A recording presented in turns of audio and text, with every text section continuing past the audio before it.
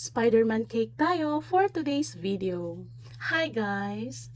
A day in my life as a home baker nanay. O diba? May intro talaga.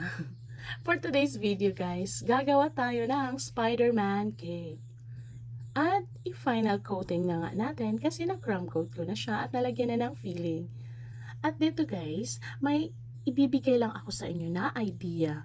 Lalo na sa mga nagsisimula pa lang mag-cake. At alam niyo ba guys na normal lang na lahat ng home baker o baker ay mahihirapan sa red na color ng icing? Yes, nakikita niyo ba sa mga bakery walang gumagawa ng red color or black icing?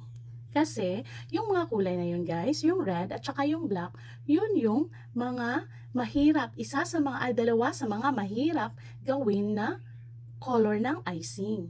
Kasi guys, may mga